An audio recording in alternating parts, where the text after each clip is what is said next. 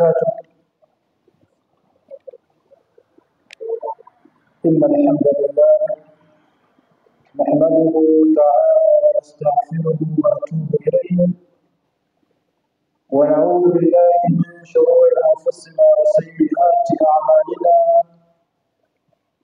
من يهد الله فلا مضل له ومن يضلل فلا هادي له، وأشهد أن لا إله إلا الله وحده لا شريك له، وأشهد أن سيدنا ونبينا ومولانا محمدا عبده ورسوله أرسله بالهدى ودين الحق ليظهره على الدين كله ولو كره المشركون.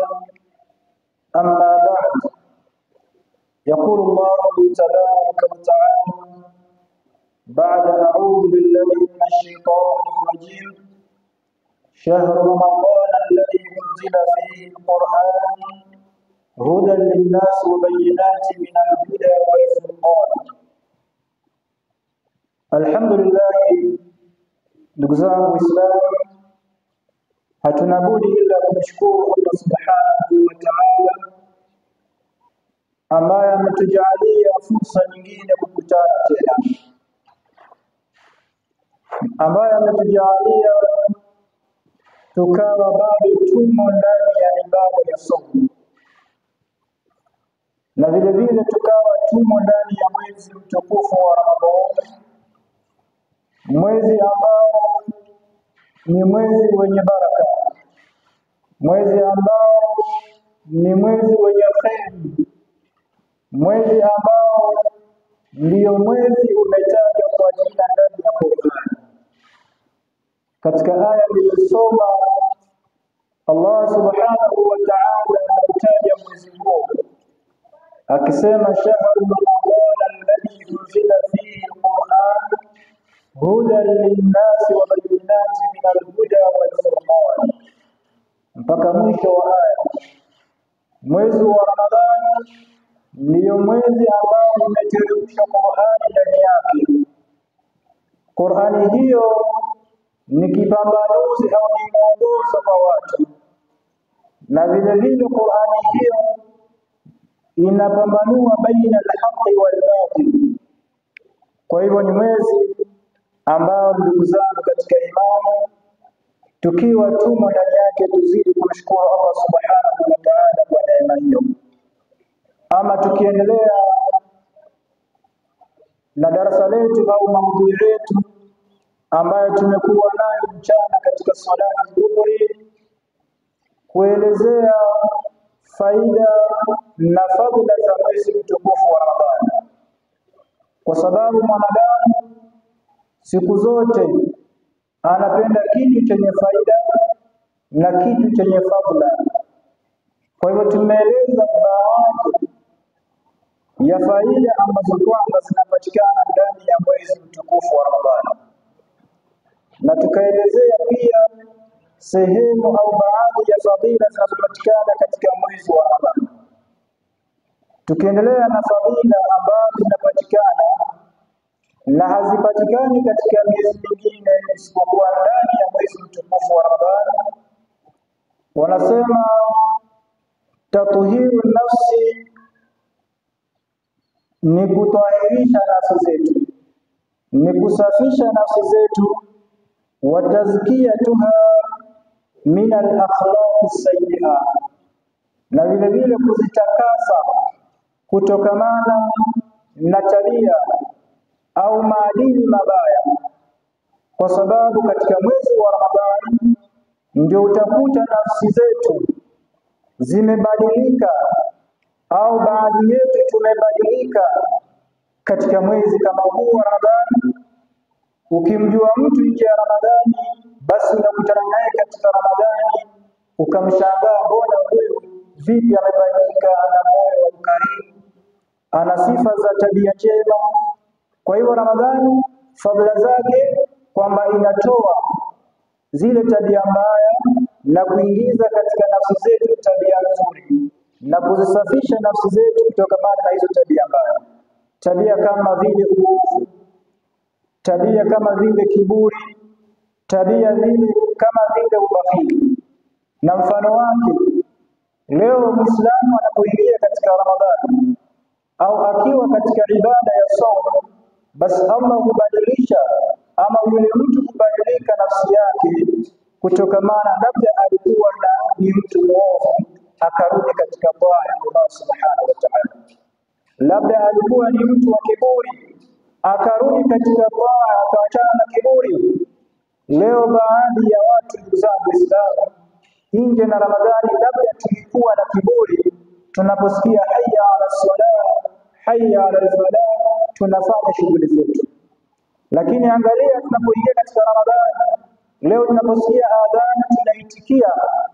Kwa hivyo Ramadhani imekuja na miongoni mwa fadhila zake ni kusafisha nafsi zetu kutoka kwa maasi tukarudi kwa taa, kutoka kwa kiburi tukawa ni watu ambao kwamba ni wazuri, na vile vile ikamtoa mtu katika ubakhili na kumuingiza katika ukarimu. Leo angalia, kuna watu ambao kwamba Allah amewajalia au wana sifa ya ubakhili, lakini inapofika katika mwezi wa Ramadhani, kwa kuwa ni mwezi ambao fadhila zinapatikana ndani yake, kwa kuwa ni mwezi ambao kwamba nyoyo za watu husafika na watu hubadilika, basi utamkuta yule mtu aliyekuwa na sifa ya ubakhili, basi Allah anamjalia ana sifa ya ukarimu. Kwa hivyo imekuja kumtoa mtu katika sifa kama hizo na kumzoesha au mtu akazoea tabia ya ukarimu, kasabr, kama vile vile mtu akasubiri au akajifunza kuwa na subira, walhilm na upole, waljudi na ukarimu. Katika mwezi kama huu sana utakuta mtu ana sifa ya subira, na mtu anapokuwa na sifa ya subira, basi Allah anasema kwamba malipo ya subira ni janna. Kwa hivyo ina maana katika mwezi kama huu mtu anakuwa na subira, mtu anafanya subira, mchana kutwa hawezi kula wala kunywa. Mtu anafanya subira, ako na mke wake wa ndoa au mke ana mume wake wa halali, lakini akafanya subira ndani ya mchana wa Ramadhani bila kufanya kitendo cha jimaa, bila ya kufanya tendo la ndoa. Hii inaonyesha kwamba mtu amepata subira katika mwezi kama huu, akavumilia, akawa ni mpole, akawa ni mkarimu sana. Na tumesema ndugu zangu, leo tukiangalia katika mwezi kama huu, kitu kidogo watu wanaweza wakashare watu wengi. Leo mtu anaweza akashare na ndugu yake andazi moja au nusu, kwa sababu ya ukarimu ambao ameupata kutokamana na ibada ya somo, na ukarimu aliopata kutokamana na mwezi mtukufu wa Ramadhani, akawa watu wana ukarimu, wanashare vitu vidogo vidogo. Leo ukiangalia Muislamu hapo tayari kushare Muislamu zake tende kwa sababu ya kufungua muadhini. Leo Muislamu hapo tayari kushare na ndugu yake Muislamu kitu kidogo. Kwa sababu gani? Sababu saumu imembadilisha kutoka katika roho ya ubakhili au sifa ya ubakhili na kumpeleka katika sifa ya ukarimu. Kwa hivyo hizi ni miongoni mwa fadhila za mwezi mtukufu na fadhila za ibada tukufu ya saumu. Na vile vile katika fadhila za mwezi mtukufu wa Ramadhani wanasema tuftahu fihi abwabul janna, inafunguliwa ndani yake milango ya janna, kama ilivyopokelewa an Anas radhiyallahu anhu anna an-nabiy sallallahu alayhi wasallam qala, imepokelewa kutoka kwa Anas radhiyallahu anhu juu yake kutoka kwa Mtume sallallahu alayhi wasallam amesema, hadha shahru ramadan ja'akum, huu ni mwezi wa Ramadhani umewajieni.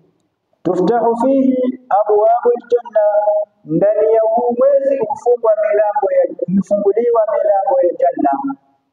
Katika huu mwezi wa Ramadhani, utukufu wake, ubora wake, kwamba milango yote minane ya janna hufunguliwa. Milango huwa wazi kuanzia siku ya mwanzo ya Ramadhani. Vile vile watu unapofihi abwabun nar au abwabul jahim, katika huu mwezi mtukufu wa Ramadhani tunapata fadhila kwamba milango ya jahannam, milango 7 hufungwa ndani ya mwezi mwezi mtukufu kama huu wa Ramadhani. Kwa hivyo tukasema ni nafasi adhimu ambayo tumeipata, kwamba ndani yake milango ya janna hufunguliwa, ndani yake milango ya pepo hufunguliwa na milango ya jahannam hufungwa. Na vile vile Mtume sallallahu alaihi wasallam akawasema, ndani ya mwezi kama huu ambao ni mwezi wa Ramadhani, mashaitani hufungwa. Ndugu zangu Waislamu, wasije wakawashawishi, wasije wakawatoa watu katika taa, katika ibada katika mwezi kama huu. Mashaitani hufungwa ili watu waweze kufanya ibada vizuri bila kushawishika na aliyelaaniwa shaitani rajim. Ndugu zangu Waislamu, ama faida nyingine au fadhila nyingine ya mwezi mtukufu wa Ramadhani, yukaffiru dhunub, kufutiwa madhambi. Ndugu zangu, watu wanafutiwa madhambi katika mwezi wa Ramadhani. Hadithi niliyosoma mchana, Mtume amesema kwamba atakayefunga akiwa na imani na matarajio kwa Allah anasamehewa. Sasa niangalia ndugu zangu, vile vile mtu anafutiwa madhambi yake, yani bimaana Allah anakusamehe na kufuta kabisa. Nasema an Abi Hurairah radhiyallahu anhu anna Rasulullah sallallahu alaihi wasallam kana yaqul, hadithi kutoka kwa Abi Hurairah radhiyallahu anhu yake anasema kwamba Mtume sallallahu alaihi wasallam alikuwa akisema, wanasema as-salawatul khams wal jum'atu ila al-jum'a wa ramadanu ila ramadan mukaffiratun ma bainahunna. Angalia, Mtume sallallahu alaihi wasallam anasema kwamba swala tano mpaka swala tano au swala tano mpaka swala tano na jumaa ila Ijumaa, swala ya Ijumaa mpaka Ijumaa na Ramadhani mpaka Ramadhani ni sababu ya kufutiwa, ni kifutio cha madhambi ya mtu ambaye kwamba atafanya madhambi. Mtume sallallahu alaihi wasallam anasema pindi mtu atakapojiepusha na madhambi makubwa. Yani tuangalie ndugu zangu, mtu kufunga Ramadhani, mathalan tulifunga Ramadhani ya mwaka jana, Allah ametuwezesha tumefika Ramadhani ya mwaka huu kwa utukufu wa Allah subhanahu wa ta'ala na uwezo wa Allah subhanahu wa ta'ala, anajalia kwamba madhambi yetu tunafutiwa. Ndugu zangu Waislamu, tunasamehewa na kufutiwa kabisa. Leo mtu akifutiwa kitu, ndugu zangu, leo mfano serikali inapoachilia watu huru, wale watu wanakuwa na furaha kiasi gani? Au ikafika mtu anakudai, mkakutana naye akakwambia nimekusamehe na nimesamehe kabisa, hata kama ni shilingi 200, utafurahi kiasi gani?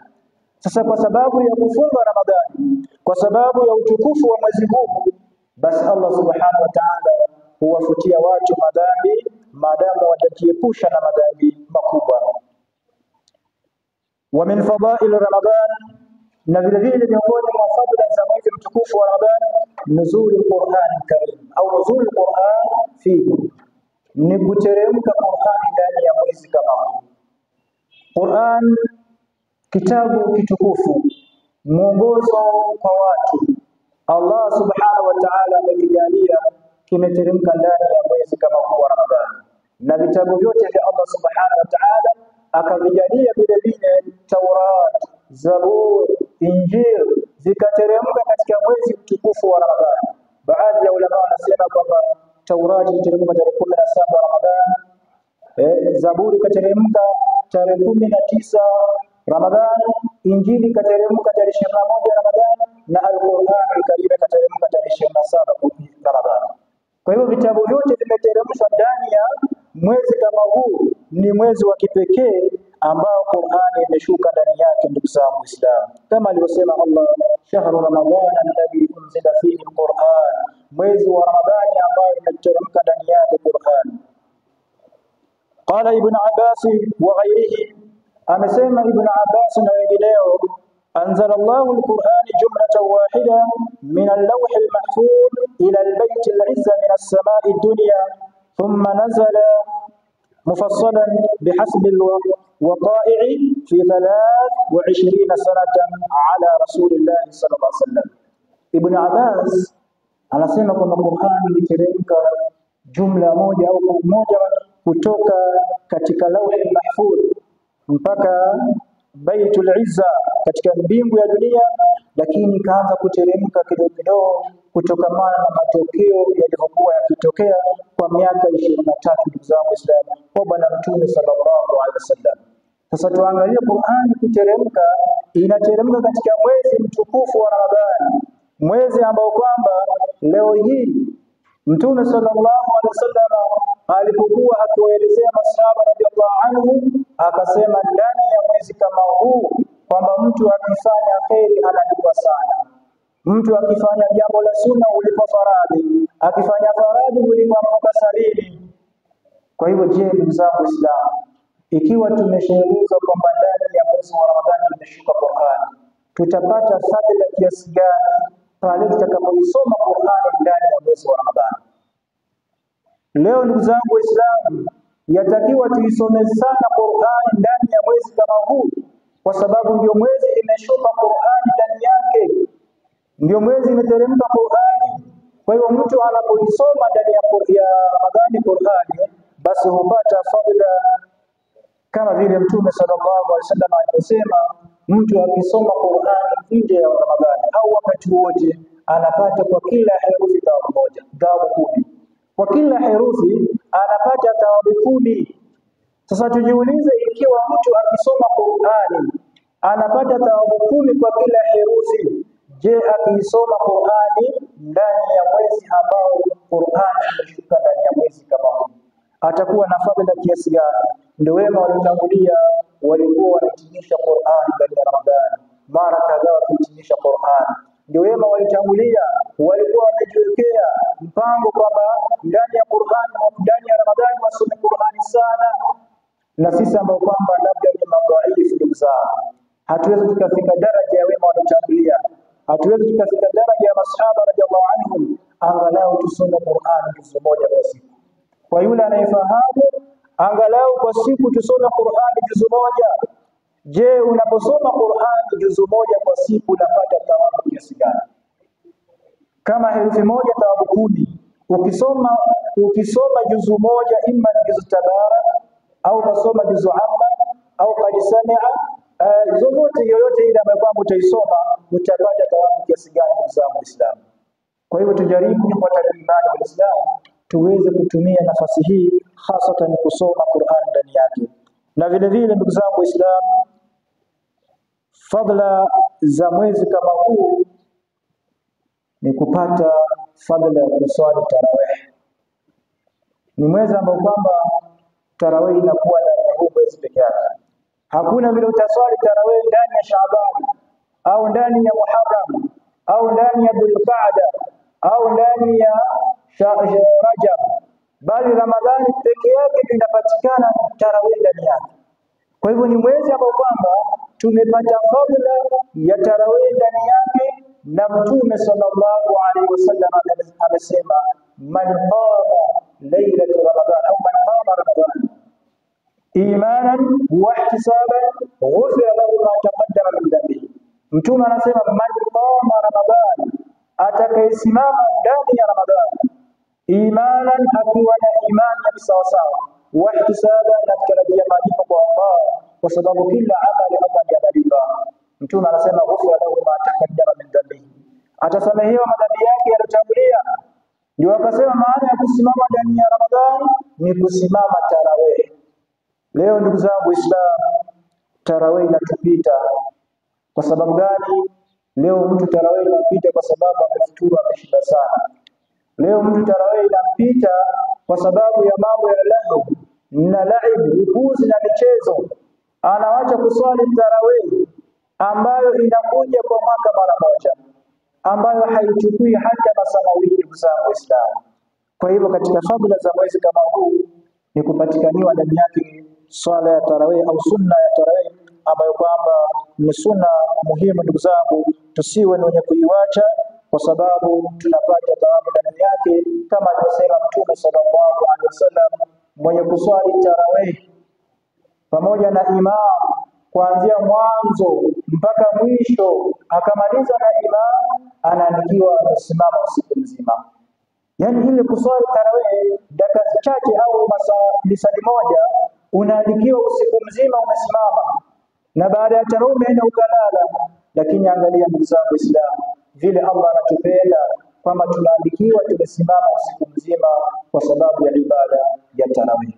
Kwa sababu tu ya kuswali tarawih tunaandikiwa ajiri, malipo ya kusimama usiku mzima ndugu zangu Waislamu. Na vile vile miongoni mwa fadhila za mwezi wa Ramadhani, tukimalizia, wanasema shahrul jud, ni mwezi wa ukarimu sana. Na ukarimu huu ndugu zangu tujifunze kwa Bwana Mtume sallallahu alaihi wasallam. Tuangalie Mtume alikuwa vipi. Anasema Ibn Abbas radhiyallahu anhu, kana Rasulullah sallallahu alaihi wasallam ajwada an-nas, alikuwa Mtume sallallahu alaihi wasallam ndio mkarimu wa watu, au ndio mkarimu zaidi kuliko watu. Wa kana ajwad ma yakunu fi Ramadhan, lakini Mtume pamoja na kuwa alikuwa ni mtu mkarimu, alikuwa ni mtu wa sifat, lakini alikuwa na ukarimu wake ukifika ndani ya Ramadhani anazidisha ukarimu. Tukizungumzia ukarimu ndugu zangu, ni kwamba tufanyiane ikramu baina yetu. Leo mathalan mtu amefunga ukamfunguza aliyefunga, hizi ndio ikramu, ndio ukarimu. Leo mathalan mtu amefunga saumu ukamjalia au Allah akakujalia ukamfuturisha, unapata thawabu. Na vile vile ni miongoni mwa ukarimu alikuwa nao Bwana Mtume sallallahu alaihi wasallam. Ndio masahaba radhiallahu anhu walipoelezwa masala ya kufuturisha wakasema, ya Rasulullah, sisi wote kwamba tuna uwezo wa kufuturisha mtu.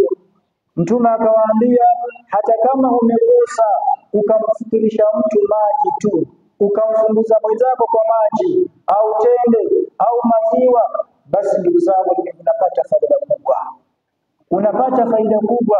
Lakini angalia leo tunavyoishi ndugu zangu, na ukiangalia Ramadhani, wazee wetu waliotangulia au baadhi ya watu waliotangulia muda uliopita, miaka iliyopita, watu walikuwa wanafuturisha wenzao sana, kiasi kwamba familia walikuwa wanafuturu nje, wanatandika mkeka nje baada ya salatu al-maghrib, wanafuturu nje, bimaana yule atakayepita wanamkaribisha anafuturu. Lakini leo hii tujiulize ikramu kama hizo. Leo mtu anamaliza Ramadhani bila kufuturisha mwenzake, na ana uwezo.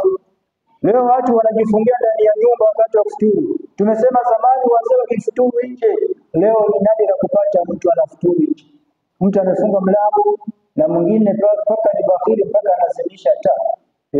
Yaani amefunga mlango tena amezimisha taa, hataki yani akisikia hodi nje anashangaa, sasa huyu naye.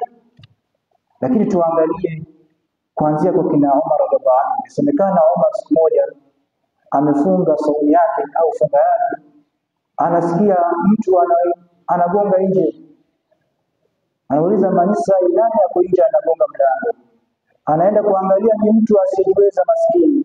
Umar amefunga, ana kipande kidogo cha mkate, ana kipande kidogo sana cha futuru, lakini anagonga nje. Jiweke sasa na wewe ndio Umar, utaambiaje mke wako baada ya kuambia kuna mtu anahitaji? Umar anauliza mke wake, anamwambia tuko tuna hiki peke yake ndio kile cha kufuturu. Umar anachukua anamwambia mpelekee yule maskini. Je, mimi na wewe tunaweza? Kama pesa tunazo labda mfano, au chakula futari tuko nayo, lakini tunajifungia ndani ya nyumba, hatufuturishi wenzetu. Hawa ni masahaba, pamoja na kuwa ni 10 mubashirina bil janna, washabashiriwa pepo ya Allah, lakini wanafanya juhudi kubwa. Mtu anajinyima mpaka Allah anasema wayuthiruna ala anfusihim walau kana bihim khasasa, kwamba walikuwa wanajinyima nafsi zao pamoja na kuwa ni wahitaji. Hapo Umar alikuwa anahitaji sana, ndio chakula ambacho kwamba kipo katika nyumba cha kufuturu, lakini anatoa kwa ajili ya Allah subhanahu wa ta'ala. Ndio leo wanapotaja kusema radiyallahu anhu kwa juhudi walizozifanya ndugu zangu Waislamu. Kwa hivyo tutumie mwezi huu tuwe wakarimu, kama alivyosema Ibn Abbas kwamba Mtume sallallahu alaihi wasallam wa kana ajwada an-nas fi Ramadan wa kana ajwad ma yakunu fi Ramadan حين يلقاه جبريل وكان يلقاه في كل ليلة من رمضان فيدارسه القرآن. kwamba alikuwa Jibril anakutana na Mtume sallallahu alaihi wasallam katika usiku au kila siku ya Ramadhani akimfundisha Qur'an, akimsomesha Qur'an. Na Mtume akawa ni mkarimu sana katika mwezi wa Ramadhani kulivyo alivyokuwa katika miezi mingine, mpaka wanasema fa Rasul sallallahu alaihi wasallam ajwada bil khair min rihi au min ar-rihi al-mursila. Mtume sallallahu alaihi wasallam alikuwa ni mkarimu sana kwa mambo ya kheri, yani kuliko hata ule upepo unapovuma. Yani alikuwa mkarimu sana kwa mambo ya kheri, hasa katika mwezi wa Ramadhani. Ndugu zangu Waislamu, tujitahidi katika mwezi kama huu. Ni ayyaman ma'dudat, ni siku chache ifuata imani, ni siku maalum. Leo tumeanza juzi, leo angalia ndugu zangu Waislamu, zilizobaki si mingi vile tulivyoanza. Kwa hivyo inaonyesha zinaenda zikienda na hazitarudi, zitarudi kutolea ushahidi siku ya Kiyama, kama alivyosema kila siku inapochomoza jua, siku mzungumzisha mwanadamu na mwambia ya bin Adam, ana yawmun jadidun wa ala amalika shahidun fatazawwad minni fa inni la a'udu ila yawmil qiyamah. Kama vile ninavyosema kwamba kila siku inapotoka itakuja kutolea ushahidi siku ya Kiyama. Je, tujiulize masiku ambayo kwamba tunayapata ndani ya Ramadhani itakuja kutolea ushahidi mzuri mbele ya Allah, ya Rabbi, huyu alikuwa akinifunga ama alikuwa akifunga siku fulani. Ndugu zangu Waislamu, pia vile vile mwisho kumalizia kwa sababu ya muda, wanasema fadhila inayopatikana ndani ya Ramadhani au saumu itakuja kumshufaia mwenye kuifunga siku ya Kiyama mbele ya Allah subhanahu wa ta'ala. Saumu itazungumza mbele ya Allah, inamwambia ya Rabbi, mana'atuhu ta'amu wa sharabu wa shahawat. Ya Rabbi, nilimzuia na chakula, nilimzuia na kinywaji, nilimzuia na shahwa zake, basi Mwenyezi Mungu kubali utetezi wangu na uombezi wangu kwake. Saumu inaongea na Allah subhanahu wa ta'ala. Siku hiyo ambayo kwamba leo Muislamu anaweza kashangaa vipi saumu itaongea. Ikiwa unashangaa vipi saumu inaongea na vipi mkono utaongea mbele ya Allah. Allah anasemaje? Al-yawma naqtimu ala afwahihim wa tukallimuna aydihim wa tashhadu arjuluhum bima kanu yaksibun. Sasa mkono utazungumza mbele ya Allah siku ya Kiyama. Kwa hiyo saumu pia itazungumza, inamwambia ya Rabbi, nilimzuia huyu kunywa, nikamzuia kula, pamoja na kuwa alikuwa na uwezo. Kuna watu ni matajiri, wana uwezo, ndani ya friji kuna vinywaji vya kila aina, lakini amezuiliwa kwa sababu ya kufunga. Saumu inamzuia, ndani ya friji kuna vyakula aina tofauti tofauti, lakini hawezi akakurudia kukishika kuweka mdomoni. Kilichomzuia nini? As-sawm au ibada ya saumu. Kwa hiyo inamlilia Allah subhanahu wa ta'ala, kumwambia nilimzuia kula kunywa, kwa hiyo nikubalie uombezi wangu kwake, na Allah subhanahu wa ta'ala atakubali uombezi wa saumu. Kwa hiyo ndugu zangu Waislamu, lazima tutumie fursa hii, turudi kwa Allah subhanahu wa ta'ala, yale ambayo kwamba tunayasikia tuyaweke kwenye vitendo. Tumesikia Mtume alikuwa ni mkarimu, na sisi pia tuwe wakarimu katika hali kama hii. Alikuwa ni mkarimu na hajakuwa amesamehewa madhambi yake yalitangulia. Je, mimi na wewe ambao kwamba hatujawahi sikia hata siku moja kwa redio au kusikia kwamba tumesamehewa madhambi yetu, hatuna uhakika kwamba tumesamehewa. Inahitaji tuwe wazuri kiasi gani? Inahitaji tuwe na toa kiasi gani? Tumuombe Allah subhanahu wa ta'ala kwa hayo machache miongoni mwa mengi, atujalie na alladhina yastami'una al-qawla fayattabi'una ahsana. Rabbana taqabbal minna innaka antas samiul alim wa tub alayna innaka antat tawwabur rahim. Allahumma rabbana taqabbal siyamana, Allahumma rabbana taqabbal ibadana bi rahmatika ya arhamar rahimin. Wa sallallahu ala sayyidina Muhammad wa ala alihi wa sallam.